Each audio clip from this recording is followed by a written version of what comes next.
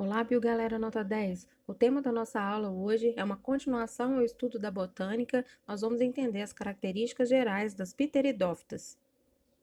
Essas plantas têm como exemplo mais famoso a samambaia, mas além da samambaia se destacam as avencas, a salvínia, as selaginelas e o próprio xaxim, que normalmente a gente utiliza para a plantação e crescimento da samambaia, é o caule de um exemplo de samambaia muito comum na Mata Atlântica brasileira, samambaia-açu, que é até uma planta ameaçada de extinção. Entre as características mais marcantes das pteridófitas, a gente vai dar sempre aqui ênfase às samambaias, mas vale para os outros grupos de pteridófitas, é o fato do esporófito ser a planta duradoura, a geração dominante. E, pela primeira vez, um grupo de plantas vai apresentar vasos condutores. O protalo, que é essa estrutura aqui, ó, muito semelhante, até um coração, é o gametófito, que é a fase, então, temporária, transitória, produzida apenas na época da reprodução, e que é a estrutura produtora de gametas, certo?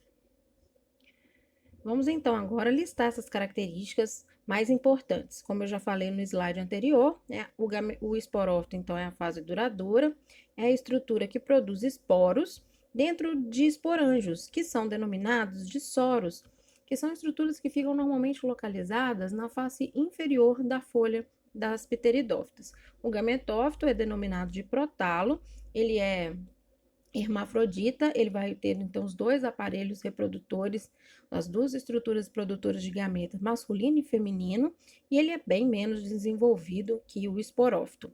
Mas uma das características que vocês têm que guardar de mais importantes nas pteridófitas é o fato delas serem as primeiras plantas vasculares. A presença de vasos condutores, xilema e floema, trouxe uma grande vantagem para essas plantas. A primeira é o fato agora dos nutrientes serem transportados de uma forma muito eficiente e rápida pela planta. E a outra vantagem é que agora essas plantas podem atingir grande porte, diferente das briófitas, que eram plantas que não chegavam a 10 centímetros de comprimento. As samambaias, por exemplo, podem atingir mais de 2 metros. Então, essas são algumas das características marcantes desse grupo de plantas. Aqui nesse slide, eu estou mostrando para vocês essa imagem dos soros, que é uma das estruturas mais típicas das samambaias. Esses pontinhos nos soros que ficam na face inferior da folha, normalmente são de cores alaranjadas ou amarronzadas. E é aqui nessa estrutura que se produz os esporos. Na figura ao lado, são as plantas jovens das samambaias, que normalmente elas crescem assim nesse formato espiral, certo? Bom, dando ênfase agora ao xilema e ao floema um pouco mais, já que foram estruturas que apareceram pela primeira vez nas pteridófitas e são estruturas tão boas que trazem tantas vantagens que todos os outros grupos de plantas também vão apresentar xilema e floema. Xilema para transportar a seiva bruta, que é composta de água e sais minerais, de forma ascendente, das raízes até as folhas, e o floema para transportar os produtos da fotossíntese, a glicose e outros componentes orgânicos das folhas até as raízes de forma então descendente.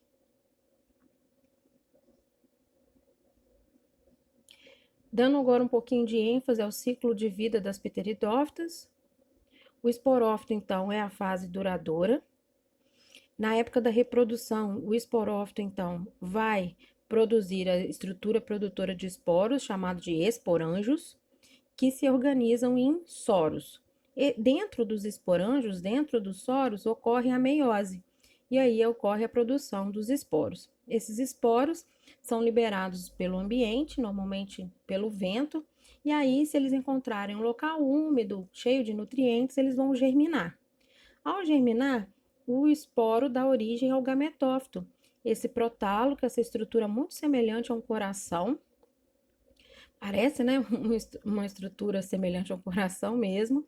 Ele tem os dois aparelhos reprodutores, o feminino, chamado de arquegônio, que produz o gameta feminino por mitose, a oosfera, e o anterídeo, que produz também o gameta masculino, que tem o mesmo nome das briófitas, o anterozoide, através de mitose. Então, dentro do gametófito hermafrodita, vai então ocorrer a produção dos gametas masculino, o anterozoide, dentro do anterídeo, e o feminino, o gameta feminino chamado de oosfera, e a sua produção ocorre dentro do gametângio feminino chamado de arquegônio. A água também vai ter um papel crucial no ciclo de vida das pteridófitas, que vai ser a água que vai transportar o anterozoide até a oosfera, para que aconteça então o mecanismo de fecundação. Após a fecundação, ocorre a formação do zigoto, diploide agora, ele se desenvolve no início do seu desenvolvimento ainda sobre o gametófito, e aí o esporófito vai se desenvolvendo, dando reinício então ao ciclo de vida desse grupo de plantas. Para listar, então, algumas características semelhantes às briófitas e pteridófitas, esses dois primeiros grupos de plantas que nós estamos estudando. Elas são detalhes, aspectos comuns, o fato das duas serem isosporadas. O que isso significa dizer? Isosporada é quando os esporos são sempre do mesmo tamanho, a gente tem esporos iguais. Esses esporos vão ser dispersados normalmente com a ajuda do vento. Tanto briófita como pteridófita são plantas criptógamas, ou seja, ainda não têm estruturas reprodutoras visíveis, não têm flores. A fecundação dos dois grupos dependem da água. É a água que vai ser o veículo para transportar o gameta masculino, o anterozoide, até o gameta feminino, a oosfera. E não produzem, então, gente, nem flores, nem sementes e muito menos frutos. Porém, para a gente entender agora as diferenças, então, entre esses grupos de plantas. A mais significativa é o fato das briófitas serem avasculares e as pteridófitas serem as primeiras plantas com vasos condutores. O gametófito é duradouro na briófita e temporário na pteridófita.